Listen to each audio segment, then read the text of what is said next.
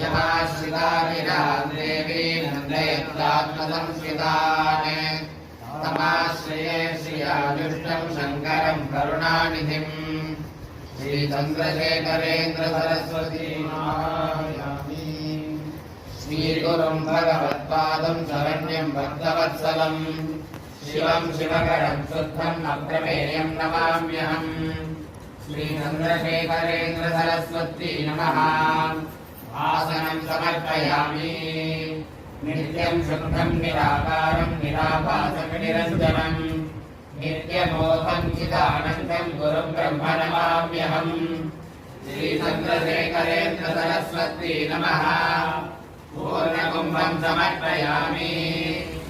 सर्वतन्त्रस्वतन्त्राय आत्माद्वैतरूपिणे श्रीमते शङ्कराचार्य वेदान्त गुरवे नमः। श्रीचन्द्रशेखरेन्द्र सरस्वती नमः। पादयोः पाद्यं समर्पयामि। वेदान्तार्थविधानेन सर्वानुग्रहकारिणम् यतिरूपधरं वन्दे शङ्करं लोकशङ्करम्। श्रीचन्द्रशेखरेन्द्र सरस्वती नमः।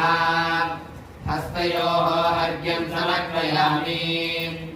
संसाराग्निनिघ्नाद्यनिगरपुरोर्मिनीश्रिया कृतसंहरणं वन्दे भगवत्पादशङ्करम्। श्रीचन्द्रशेखरेन्द्र सरस्वती नमः।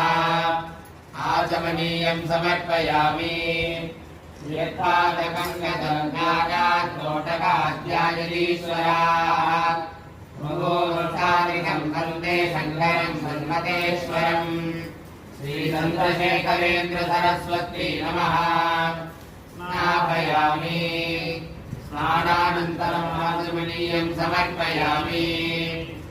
नमः श्रीरङ्गराचार्य गुरवे शङ्करात्मने शरीरिणां शङ्कराय शङ्करज्ञानहेतवे श्रीचन्द्रशेखरेन्द्र सरस्वती नमः। वस्त्रं समर्पयामि। हरवीरावताराय शङ्कराय वरोदसे कैवल्यकलनाकल्पतृणवे गुरवे नमः। श्रीचन्द्रशेखरेन्द्र सरस्वती नमः। उपवीतं समर्पयामि।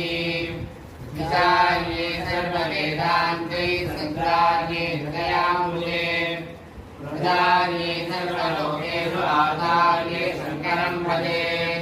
श्रीचन्द्रशेखरेन्द्र सरस्वती नमः। रुद्राक्षमालां समर्पयामि।